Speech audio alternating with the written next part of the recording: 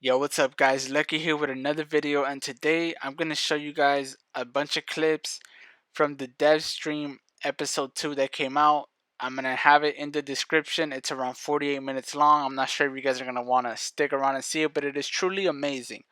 They cover anything from Easter eggs to new legends that are coming, bugs and glitches that are fixed, Cyber Monday, Black Friday. They cover the development of the map and so much more. A lot of goodies. I suggest you guys watch it, but without further ado, these are all the clips I consider to be important. So guys, let's get right into it. In addition to that, we're also going to be having a special going during Cyber Monday as well, where we are going to be offering the retail physical SKUs that we did for Apex Legends, where you had the two versions. There was the Bloodhound and there was the Lifeline.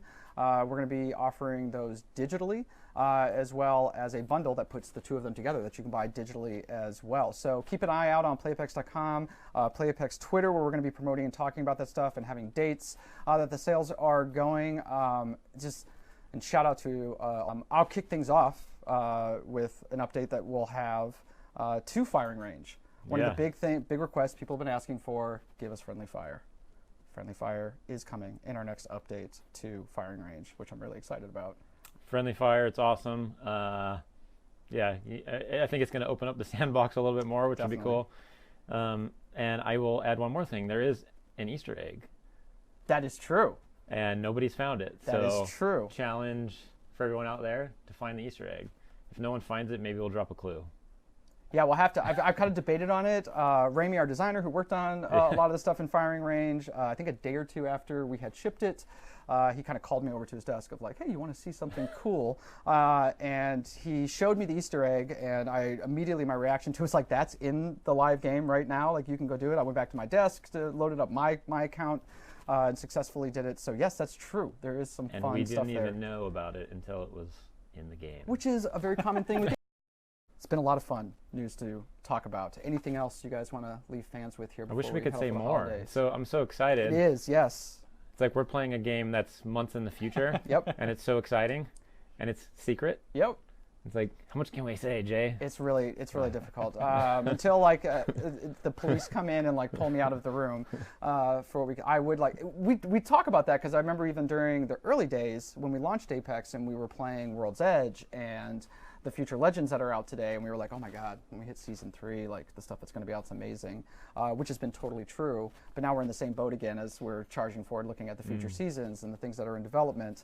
Yeah, the playtest right now, we're always playing in the future, and yesterday's playtest was like almost all content that has not been released, characters included. Yes. So the future is exciting.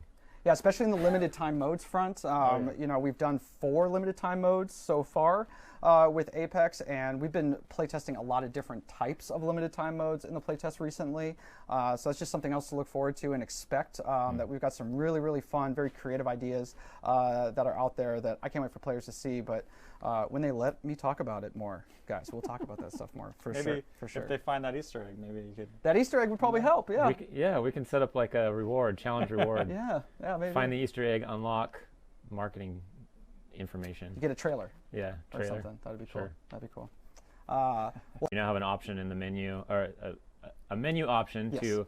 to specify whether or not you're brought out of that menu automatically, or whether you stay in the death box. Maybe you're taking some damage and you just want to finish looting anyway. Yep. Swap that Maybe armor. you don't. Exactly. Swap your armor. Exactly. So good quality of life there. And then color blind folks will be happy to hear that we fixed the issue where you can't tell what color the armor is when it's on the ground. Yes. Yeah, so both, the way it's been describing, both helmets and armor will appear more vibrant. So for folks out there that have been giving us the feedback on the colorblind settings, once that update does go live, please play it and let us know if that has improved based on the feedback you've given us in the past. We'll definitely be keeping an eye on that as well. And it's really great that the community is so vocal on those issues, because I'm not colorblind myself, so I don't realize that there's a problem. So we largely go off of places like Reddit and other places, YouTube. It's super useful. Yeah, I agree. Like, we really count on those guys for that sort of feedback. So thank you for that, and please continue to let us know how we're doing with those accessibility settings for sure. I think one of the last ones I wanted to call out that I thought was pretty interesting was a change to sort of the logic of how auto consumables will work that David was working on. So the idea being you have refilled your health in the game, you will now automatically swap over to a shield cell as your next item. It doesn't work in reverse, the idea being if I had just refilled my shields and my shields are at full health and I take a little bit of damage, I'm going to want to go to shields right away to refill that.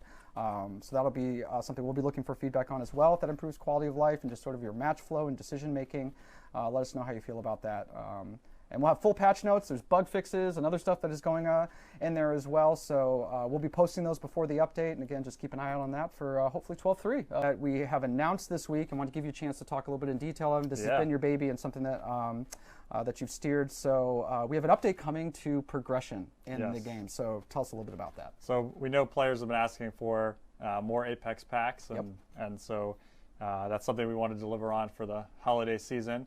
So the level cap is going to go from 100 to 500. So your player level, you can go all the way up to 500. And big changes to Apex packs. So right now you can earn 45 for free. We're going to expand that to 199 total.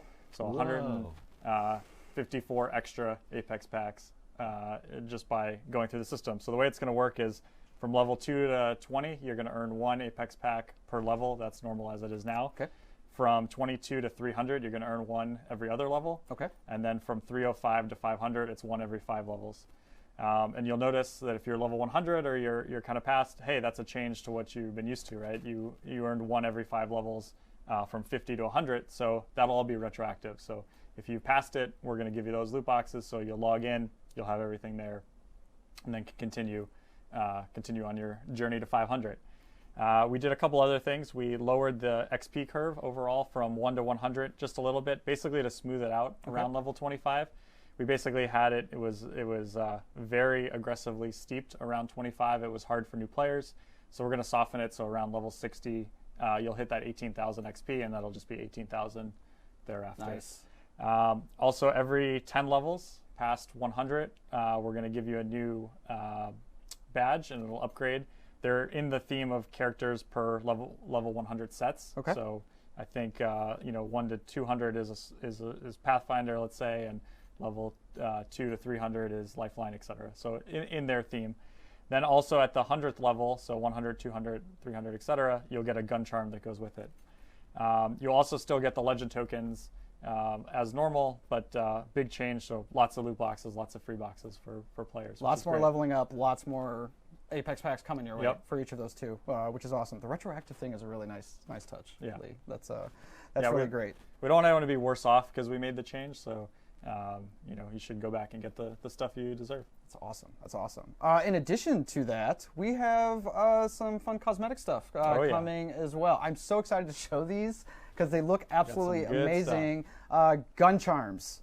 Let's talk about new gun charms. So with 12.3, we're going to add more gun charms to the core Apex pack. So it's going to be 36 total. Okay. We're going to have 32 epic and 4 legendary. So I think we have a video of some of the let's take a look at some of these epic ones. So these are epic.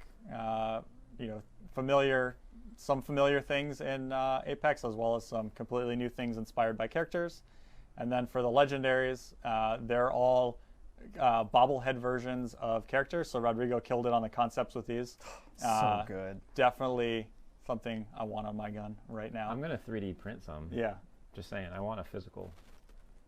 So how did these break down? Like how are they available to players? So they'll all go into the core Apex pack. So if you open them up now with the progression changes, you could get them just from leveling up. You can craft them with crafting metals, and then through December, they'll all be available. We're going to rotate 2 a day in the direct shop. So if you want to get them directly, you can just buy directly. And then they'll continue to rotate thereafter. Maybe not as frequently, but we wanted to make sure for December, if there's one you really want, you want that Wraith bobblehead, it'll rotate in the shop. You can get it right away. Awesome. Or if you just want to get some through Apex packs, level up, and now you can get them. I'm going to do that. We also have some more kind of fun store stuff that's coming up. We have a Black Friday sale that's going to be coming. I think we're starting off with Capital City, with some of Rodney, your early geo. So talk a little bit about this for me. So just to give you an idea of how early this is a stage when there was still wall running in the game. Yeah. So this goes way back. So most people think I think World's End started probably after Apex shipped, which is not true at all. World's Edge kind of actually started maybe only like a few weeks after Kings Canyon started. Yep. And that was during a time where we didn't even know if we were going to have a second map. So this area right here, which is now known as Capital City, was essentially the start of the map. And it started here because it was trying to be as different from Kings Canyon as possible. And what is as different as possible, which is this really dense urban environment. So right here is where it all began.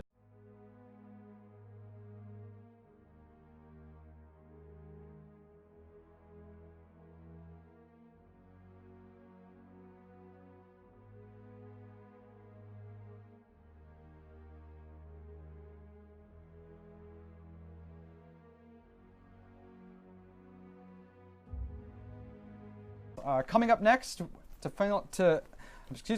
to end the show, coming up next, we're going to do our community showcase with Alex and Moy, looking at our favorite fan art. We'll be there soon. Love it.